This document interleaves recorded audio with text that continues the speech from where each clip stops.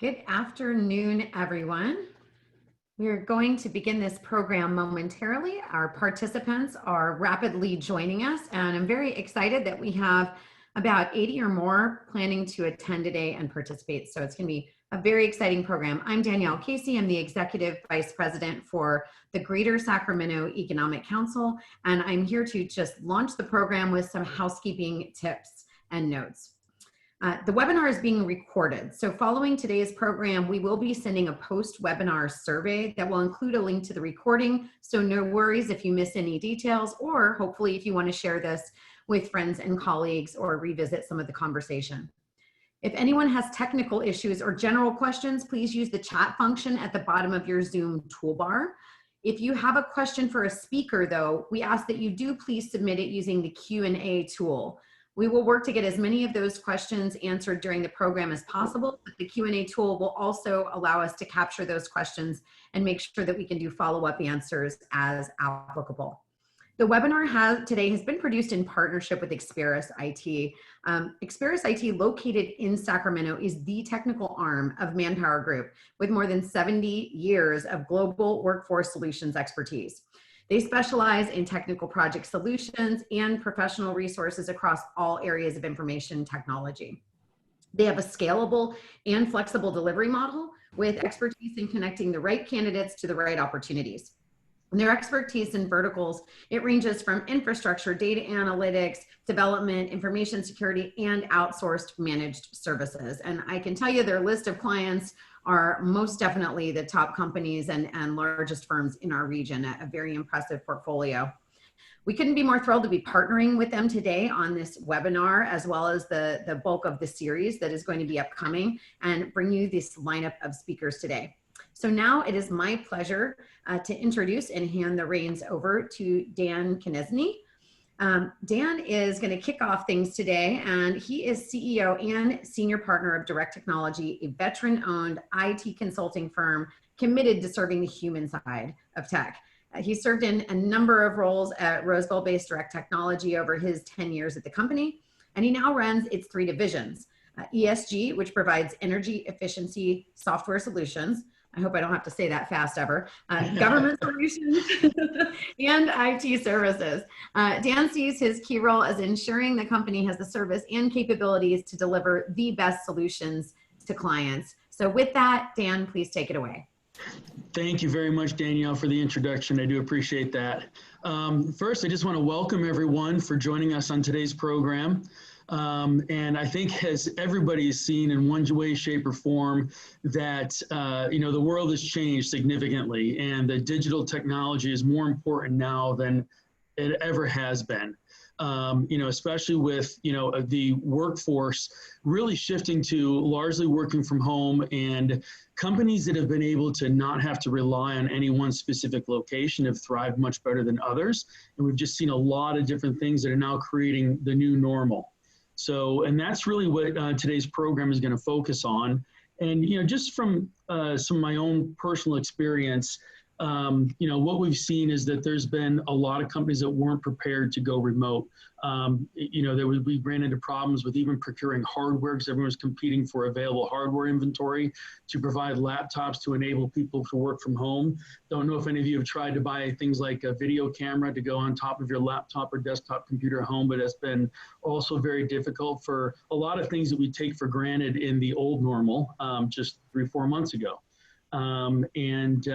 Really what's the key of this, I don't think this is going to be a temporary situation. I really see this as being more permanent, and for a variety of reasons, not only due to a pandemic, but just I think business continuity is really going to shift into what I refer to as almost hyper continuity. And that is the ability to have a workforce that's not dependent on any one specific location, and companies that can operate in that mode without having a miss in their service delivery are really going to be able to thrive in this new economic situation that we're seeing.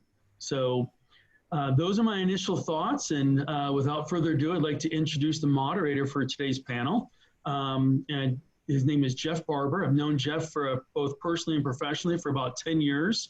I'm going to let him introduce his career background himself, and he's also going to introduce our panelists today. So Jeff, thanks for being here today and moderating the session. I'm going to go ahead and turn it over to you, and I'm looking forward to joining in on some of the Q&A and the information we have here today. Yeah, thanks, Dan. Really appreciate it. I guess the first thing I would say about this is looking at my picture there, you know, staying at home has definitely caused some weight gain.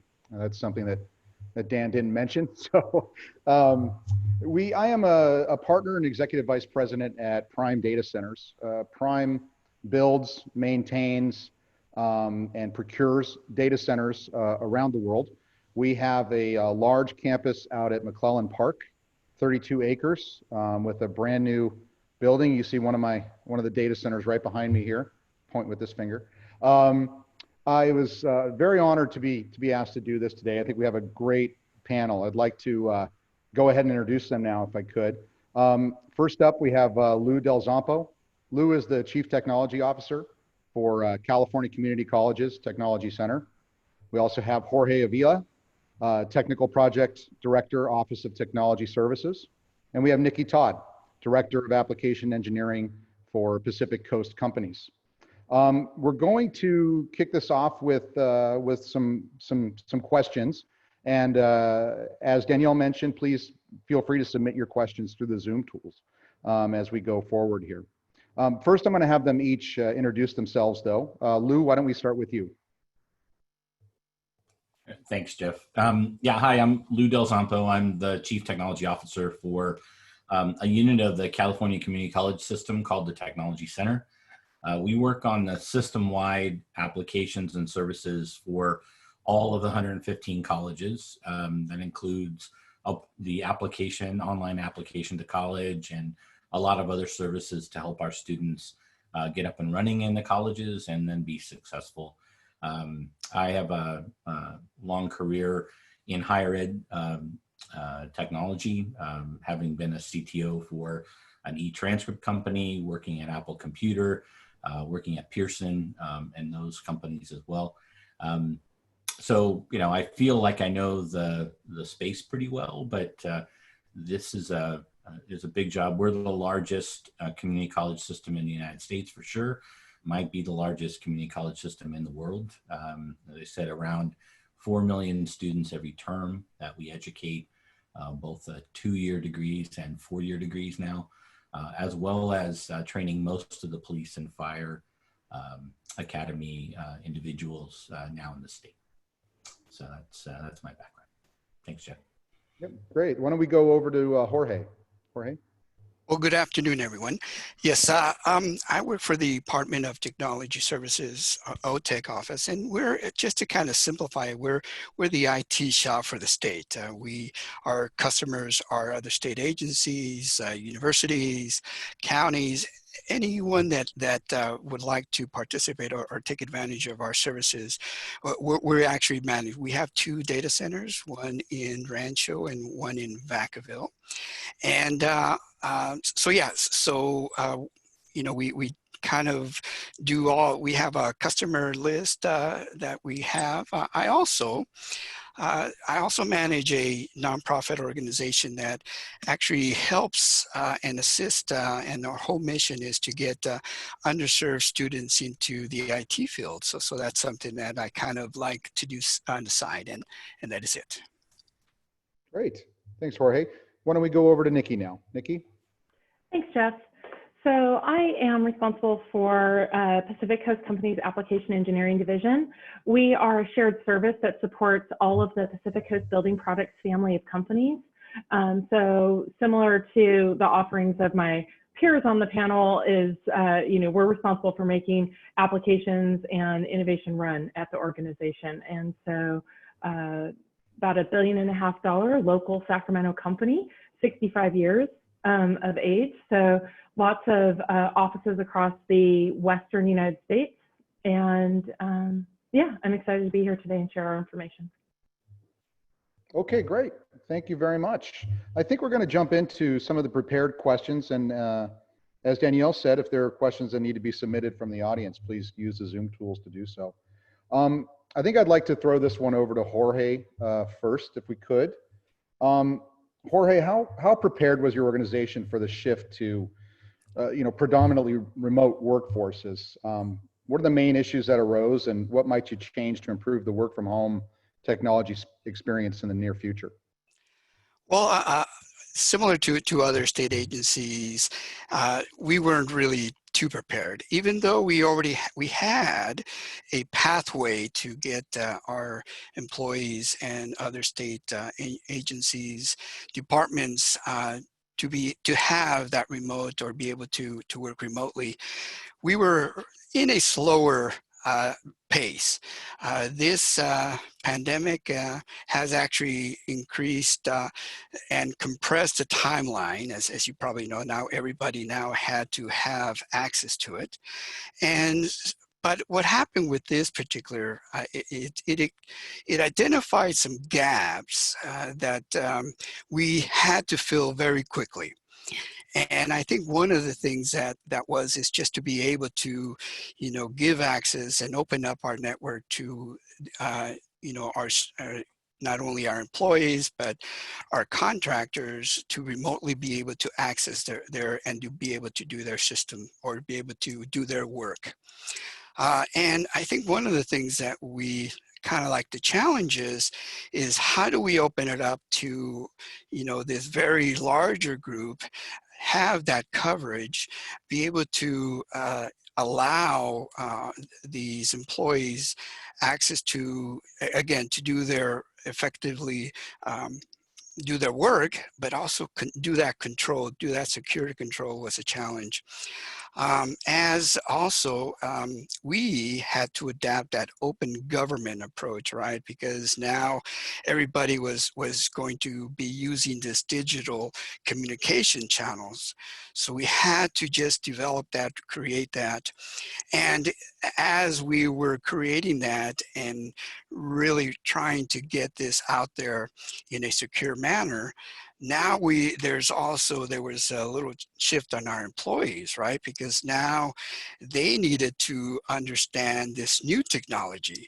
So they had to change into, or there was a little education there. And probably like myself, I had to figure out how to, work with these others, several applications to be able to communicate. So that was definitely another challenge, but we were able to meet it. We're still working on it, and there's still probably other things that we still need to do, but we're kind of working towards being able to open up this, being able to allow all of our employees that access and being able to do their work. Yeah, thanks, Jorge. I think that certainly security implications of this overnight work from home are critical. And I think that you bring up an important point that we need to consider contractors in an environment like yours. These may not all be internal employees. They may not be pre-qualified or pre-registered for your systems. So access and interoperability becomes very difficult. Right. Yeah, Nikki, I'd like to throw a question over to you if I could. Have the services you provide all of your clients changed during this?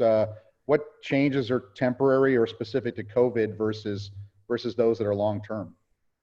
Absolutely. We definitely have changed the way that we've been delivering service. Historically, we did not have a formal work from home policy. I'm sure most of my peers probably in their business continuity plans and disaster recovery plans did not have pandemic called out. And so we've had to evaluate that and address things differently. We had a lot of folks that had desktop environments, and we had to think about how we redeploy those. And so some of the things that we're doing differently, we have helped people get home work offices, permanent home offices set up. So we understand, when you're crunching numbers on the data and analytics team, just using your laptop monitor is not great. So we've, put in an investment in additional infrastructure to make sure that regardless of whether people were working at home or working in the office, they had the same experience so that we didn't impact productivity because of the tools that were available to them.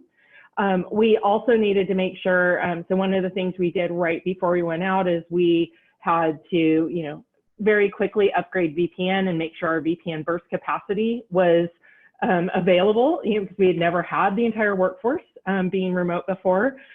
We have a call center here on site that we needed to make sure and ensure that was going to work remote. And then, of course, the devices like Dan alluded to, while consumers were struggling for paper goods, we were trying to get thermometers and cameras and headsets to make sure that using all of those new technology tools that we had deployed, that they were easy for the team members to use. We did settle on one communication strategy. So we deployed very rapidly Teams as part of our Office 365 component. The IT team had previously been using that, but our broader subsidiaries had not really been using that. And so some very quick training and education of that. And I think one of the things that made it successful for us is that we focused on one thing. And so we didn't have a separate tool for meetings and a separate tool for conference calls and a separate tool for chats. By focusing on Teams, we minimized all of the tools that our customers had to learn how to use, essentially.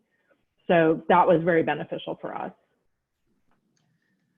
I think Nikki, this is Dan Kinesi. I think Nikki brings up a very good point around training and enablement of her customers and employees.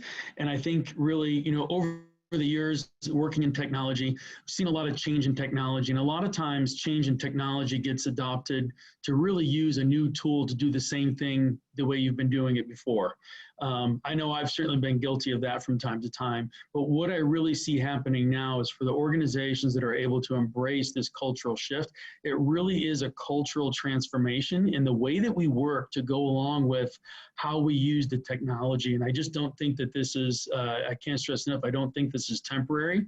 And, once this has happened once, I think, in the future, going to a shelter in place is going to be exercised in the future, whether it's for a pandemic or any other issue that's arising for a community, whether it be a local community, a regional area, a state, or even the nation or the world in this case. And so I think really addressing that and how we adopt the technology change and really learn how to work differently is going to be super important moving forward. Yeah. This is Lou. I just would like to add in, I think we're in the unique position on the panelists of being already on the other side of the transition before the pandemic hit. So we were a fully remote, fully cloud-based organization when the pandemic hit. And so we were able to rapidly support all of the 115 colleges and the students with services we had already set up. We already had a system-wide Zoom account. We already had Slack up and running. We already had Google Suite, Office 365 support. So we were already kind of there with the basic IT services in place. But that cultural aspect of it is definitely the part that most of the colleges and the organizations and individuals find challenging. How do you keep your team motivated? How do you keep them productive? And while Gartner cites some stats now that the increase in code written by IT staff people has gone up 98% since the pandemic started. And so code writers are a lot more productive. They're less face-to-face meetings, and all those things that kept people from being productive. But what they also quote is that they are seeing over 20% fewer releases of software out of IT organizations. So the actual releases have gotten much, much bigger. So that cultural change is something we didn't anticipate. More productivity versus less, we almost could have guessed. But less releases and bigger releases, that's been a new thing for us to see. Yeah, thanks, Lou. And Dan, I can tell you at Prime, I think Nikki hit on a great point, although brief. We do specialize in data replication and business continuance services for replicating data. And we've seen a massive uptick in demand for replication of data to Sacramento from the Bay Area. The reason for that is the fact that you couldn't fly so easily. So if your DR site is in Hillsboro, Oregon, or Phoenix, you couldn't get your employees on a plane to get them close to the data, right? So that's been actually unexpected for us. I've 20 years in disaster recovery, and I didn't think of a pandemic as one of the items. I should have thought of that, but I didn't. Lou, I'd like to ask you a question next, if we could. What are the top technologies that are essential in your world that will change your company, industry, or workforce as we move forward? Sure. What I think first and foremost, I would say data integration is a key technology. I think, we're seeing that the availability of data to drive interactions is really crucial. People are not able to get face-to-face interaction. You can't go in our world and see a counselor now. You have to figure out how to get things done without the counselor. And, that's going to drive siloed applications to disappear, I think. So instead of having, the application separate from onboarding, we're going to have the application as a continuum of onboarding. So you apply to college and then you start your onboarding almost as part of the same process. So I don't really see online education going away. We've seen it now. I think people have gotten a taste of it, and I think it's going to be more and more important from our standpoint. So basically, what courses are good ones in online and which ones are not so good, all that requires more and more access to data from an analytics point of view. And the challenge there, I think, is one where the software industry has to respond. We can't hire great artificial intelligence or data-driven decision-making people. The 5 top companies that are in the $1 trillion valuation range are the only ones that can really afford the good AI people right now. So we're looking for software to come on board that will help us, crunch through the large amounts of data we're generating every day in an online college kind of model, and figure out what we should be doing differently or the same or better in that respect. So I think those are the big technologies that are still not quite where they need to be, in all honesty. I'm pretty happy with some of the other ones. Slack has been just an amazing tool for us from a collaboration point of view. We've integrated all of our log file analysis into Slack, and we get a lot of alerts from our application performance monitoring software in Slack. It's just been really a godsend in this kind of an environment. So, but yeah, that's what I would say on that topic.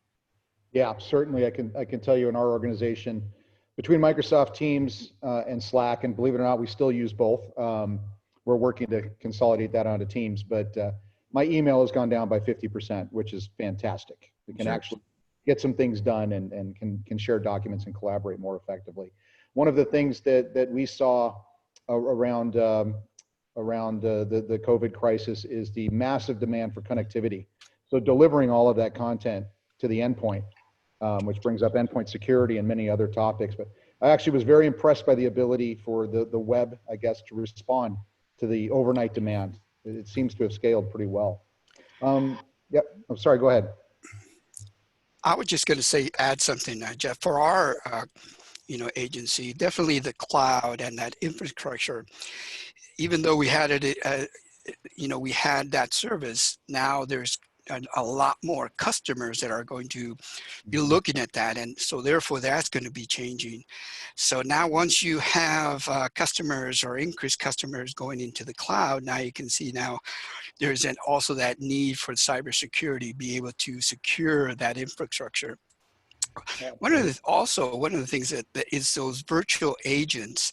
Again, that technology was there, but maybe government wasn't really using that much. So now they're seeing that as another possible new essential technology that they can use. Absolutely, yeah. And endpoint security is seeing a massive uptick as well, with so many devices out there now being used. Nikki, let me go over to you if we could.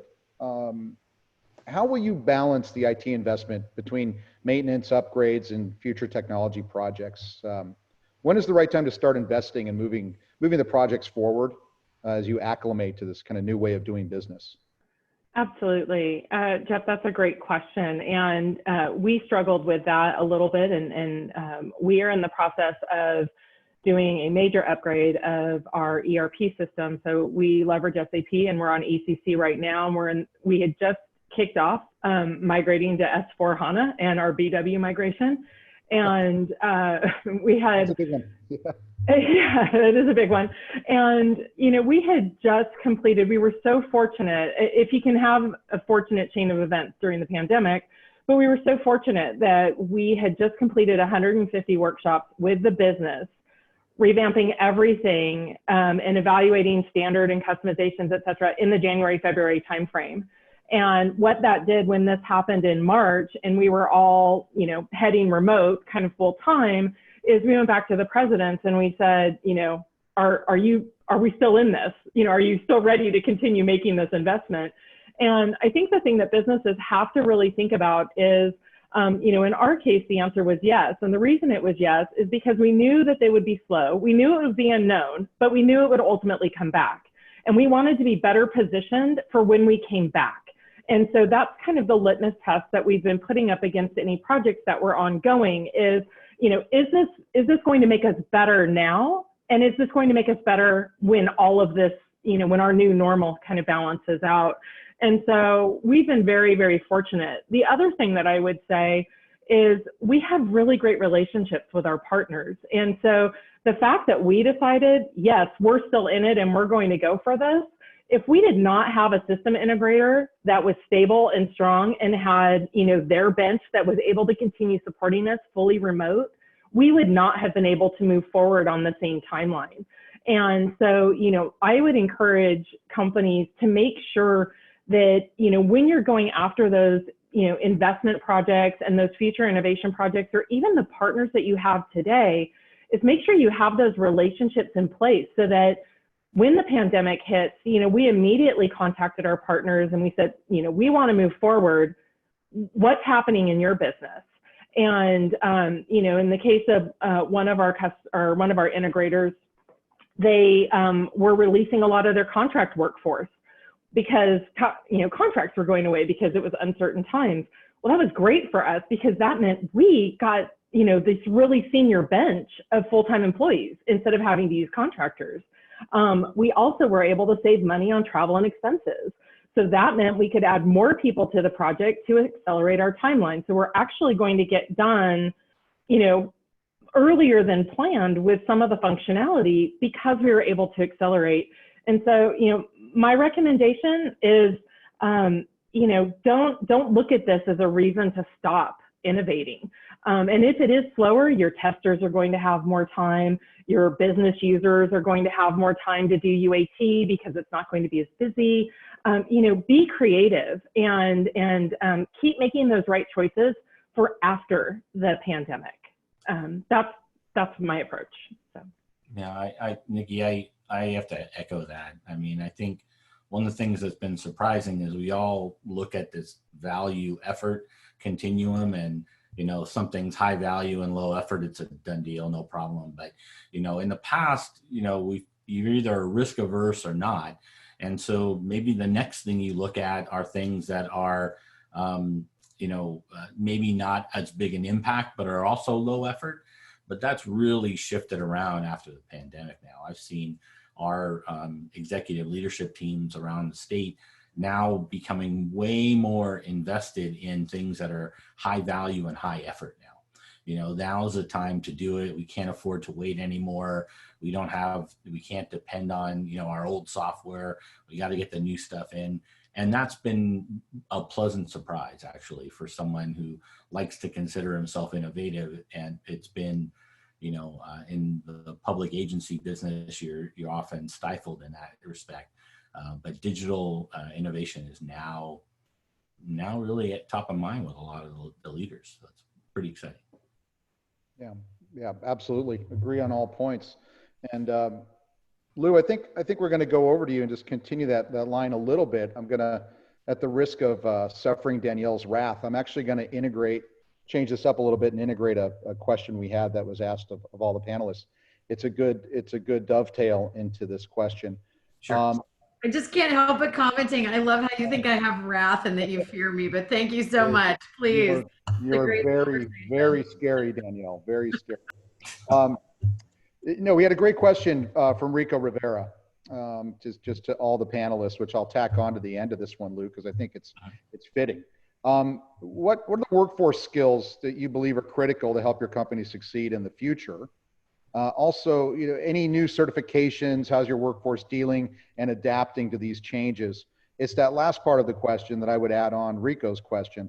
What do the panelists think when you're done, Lou, about the mental health of your employees and the staff? Sure. I think it's a critical question, and the whole panel, I think, can add quickly to that, especially someone like Dan with hundreds of employees, right? That's Right. It's interesting. So go ahead, Lou. Interestingly enough, I found during this time that initiative and common sense have really trumped technology skills, in all honesty. I think I've had so many conversations over my career that have included, you didn't say you wanted me to do that. Yeah. And, if I knew everything to do, I'd just do it myself, right? That's the way I feel sometimes. But, I think what has separated the folks that are positive attitude, positive mental health, and all the rest of it are folks that, take initiative, look at things from a standpoint of what makes sense to do. I don't have to have a policy or a procedure written down to figure out how to do this. Let me figure that out myself. I mean, of course, there are things like cloud skills. You have to have that now. I mean, you can't sort of survive anymore without knowing how to take advantage of a cloud. I see us left shifting automation, if that's the right term, into our product teams now. So, but not really on replacing the work that the teams are doing, but making them better. Let's see, familiarity with DevOps technologies like Docker and Kubernetes certainly are good things to do and are important for us. But I do think that, bringing it back to the whole question of employee mental health. I mean, I shared with some of you as panelists before in our prep sessions that we just went through a layoff situation where we had to cut staff by about 30%. In our organization. That resulted in about 35 people, so it wasn't a small number. The way it works in the college environment is we're only allowed to sort of terminate consultants before we terminate employees because of state labor contracts and things like that. So the folks that are left are employees, and as Nikki mentioned, making sure we have a strong bench of employees is pretty critical now, right? Even more than it was before. And so what we've looked at with that is there's this quote that Gartner throws around that, most policies and procedures are created to address a mistake by a single individual and cover things that are unlikely to happen in normal course of events. But by putting a lot of policies and procedures around your employees, you stifle their creativity, you make them kind of retreat back into I don't really care mode. And by empowering them into, look, this is an unprecedented situation. How do you think we should deal with this? We've seen people rise out of that shell now and become much, much stronger, I think, within the organization. So overall, I think a vast majority of our employees are feeling strangely more empowered now. Of course, there are some employees who are rightly concerned about their health. I've gotten a lot of, I'm not traveling until there's a vaccine. And I have to say, I'm not traveling unless there's a vaccine either. So I fully support you on that. And luckily, we've been able to keep going in the business fully remote and all the rest of it. But it is uncertain times for sure. But I think, for the most part, I feel pretty good about our employees right now, to be in all honesty. Good. Thanks, Lou. Anybody have anything else to add on the mental note? Yeah. Yeah. Oh, go ahead. Thanks, Jorge. So I would agree with Lou from the workforce skills perspective completely. There's just certain things that may have been optional before that are now just absolutely required. from a mental health perspective, I think my organization did a really great job in trying to make sure that we didn't take a one-size-fits-all approach to the workforce, and that we tried to meet them where they're at. And so, some folks, that meant there was an actual, for the first couple of weeks, formal phone call every day. In some cases, it was just a chat in the Teams room. We had somebody who kind of was a champion of a walk group here out at the building. And so they put an 8 o'clock, 15-minute workout reminder and did a different YouTube video with whoever in the business wanted to join, every morning. And so I think it's really important that we acknowledge, that not every employee needs the same level of effort. And then I had other employees that were like, hey, I love it. Don't talk to me unless you have to. And I'm just going to crank through and get my stuff done. We had more challenge as we returned to office and addressing concerns. So we came back to the office. We're now 2 weeks in, a full 2 weeks, and setting up rotations, making sure we had physical space that was accurate. We had a lot more concerns and questions around that return than we ever had with being remote. And to Lou's point, we have to be very sensitive to people that are concerned about a vaccine or don't want a vaccine or don't want to travel or, why do I have to wear a mask in the office and things like that. And to address that and lead by the behavior that you want your employees to, that gives them the comfort that we're taking it seriously. Yeah, excellent. Jorge, did you have anything to add? Yes, I was just going to say, I agree with the panel here, but now we also, we've been discussing we here in our office, we call them soft skills, which is really emotional intelligence. But how do you now integrate that or enhance that to add now this digital communication, right? And that's going to still be evolving. And then as we're making a tremendous amount of changes, not only in the technology, but even in our processes, change management is going to be an extremely important part of it. How do you agree on a change and what's going to be that impact further down or should you make that change? So those two are the two items that I just wanted to add. No, that's excellent feedback. And I think we're actually a little tiny bit ahead of schedule. I don't know, Dan, did you have anything to add about direct technology? I know you have a tremendous amount of employees who are accustomed to working in your offices, but I think you've not been able to do that lately. Yeah, and it's kind of interesting because, I put myself in the older category. I've been working in IT for just over 30 years now. And, the younger generation has much more of an affinity to want to work from home, especially in the IT field. And when we get into software developers and, they like to, I'll stereotype, but they like to code all day and play video games all night. And there's, very little sleep in between usually. But so for a lot of folks on my team, so number one, we were already prepared to work remotely. We had most of our customers, a vast majority of our customers are remote from our location, and we support them through virtual means already. We're fully cloud enabled. We have the communication and collaboration platforms. We have the mobile enablement, so everyone's working from a PC, some type of mobile device or a laptop. So the most we had to accommodate really was, a lot of our developers and software development folks had, multiple monitors on their desk, and they just wanted to take one or two of them home to support, being able to work more efficiently. Our customers, we had a wide array of responses from our customers, some very well prepared and some not prepared at all.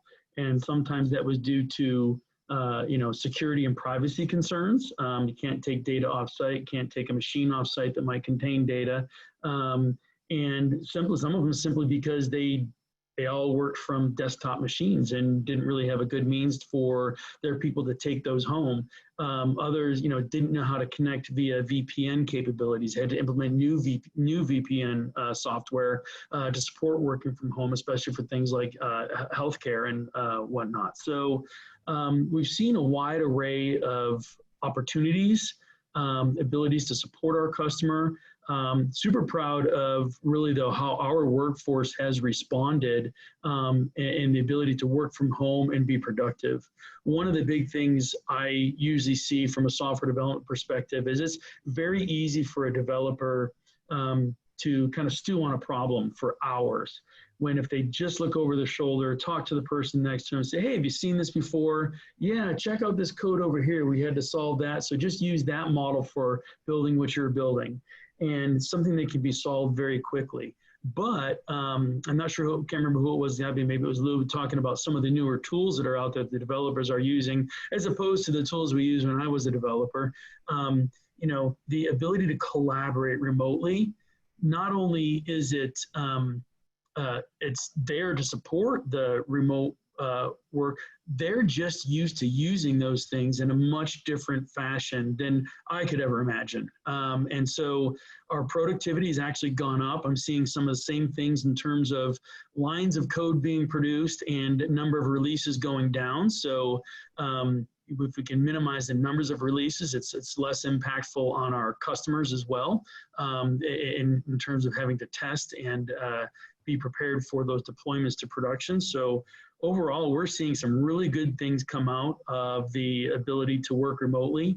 And I kind of categorize that into 4 different areas. Number one, you need to be cloud enabled.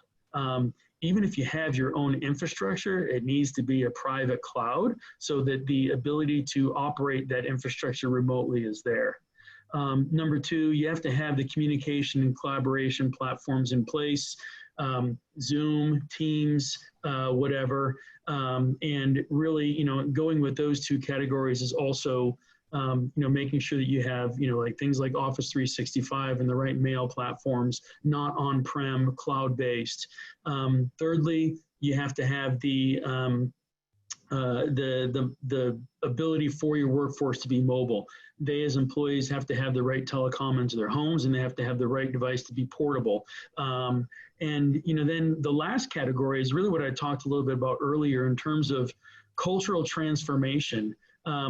I think the transformation is more relevant for people that have been in the workforce longer. I think, we hire a lot of team members that are, recent college grads familiar with newer technology and really just used to working and embracing this type of technology. And so the adaptation for them wasn't as dramatic. So like I said, I'm really proud of our workforce and what they've done and what they've accomplished. And really being able to support our customers and help them achieve and be productive and has been really awesome to see this happening. And as I've said before multiple times, I don't think this is the end of it. I don't think it's the first time. I think it's the first time, certainly not the last time we'll see stuff like this happen. So, yeah, thanks, Dan. I'd echo Lou's comments and your comments. We found a high degree of stepping up to the plate in our organization. Treat people like adults and they'll act like adults typically. Like I think it was Nordstrom that their employee handbook said use good judgment. We've seen a lot of that in our organization. It's been great. Well, go ahead, Dan. Just going to add one more thing. Our workforce is definitely for years. We've had a lot of people that have always asked about working from home, and we've always handled it on an exception basis or individual circumstances warranted it. So, I think a lot of folks are already, so there's a few that, we're looking forward to get back into the office as we open back up here in a limited capacity, but a lot of folks want to continue to work from home. And honestly, what they've done over the past, couple months has really proven that they can be productive, they can do these things. And then you really, in just kind of addressing some of the mental health issues, we've just done a lot of things with our collaboration tools. We've held, virtual stand-ups. We do a lot of video meetings. I've done a lot of individual reach outs to not only my direct reports, but people across the team as a whole, just kind of on a, periodic basis, I really try to set aside time each day to talk with folks. I happen to be a very social creature. I like the human interaction, and I really miss everybody being in the office. So it's a little bit more of a challenge for me, but I'm glad to report that I'm adapting and learning to really use these tools to change the way I work, not just do the same things with a different technology tool. So I'd like to just throw in that I think as technology leaders, we're called upon now to be advocates for our people who are changing to adapt with other people in the organization who are not as quick to adapt, I think.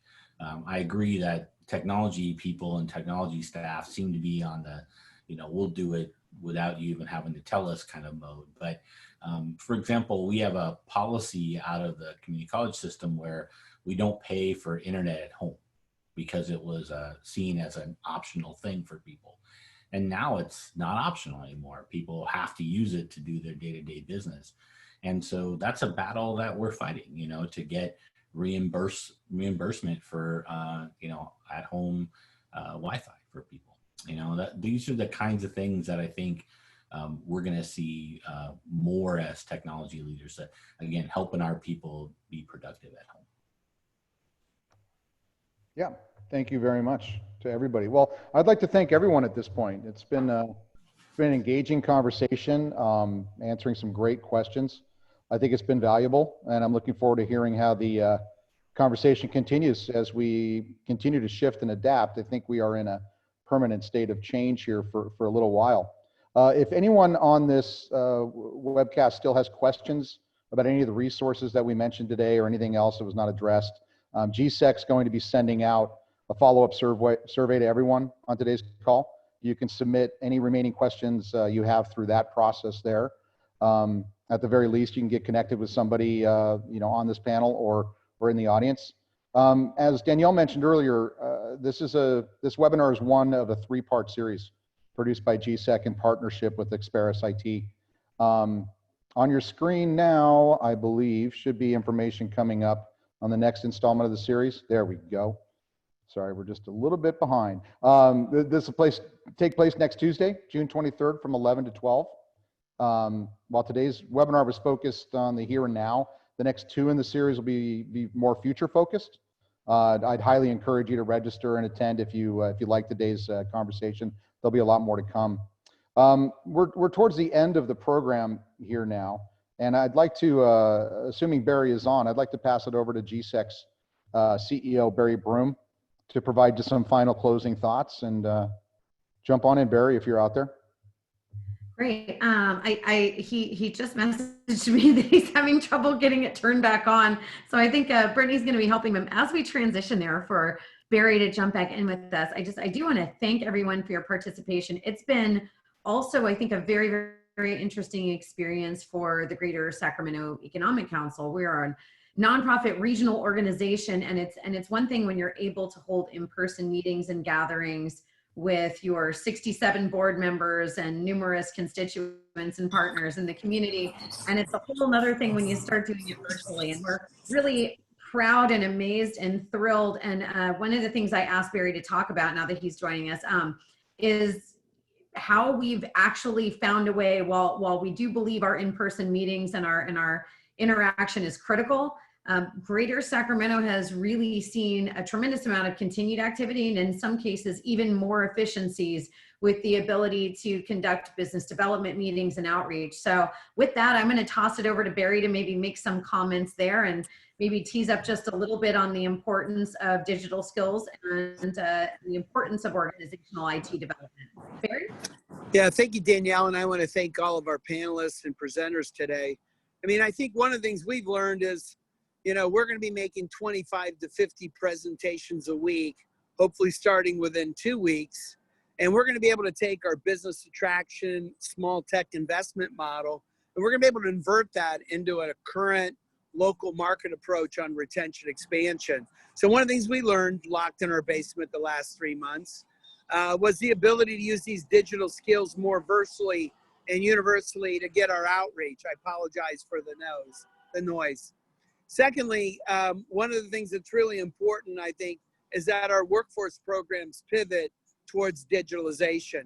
So we'll be rolling out with General Assembly, a digital service provider in the Bay Area and the Urban League, hopefully within the next 1 or 2 weeks, a digital upskilling platform in which we can provide Microsoft, Salesforce, and digital certifications for $5,000 to $7,000 to upskill people in our community. So I actually think we're going to come out of this with more opportunity than less.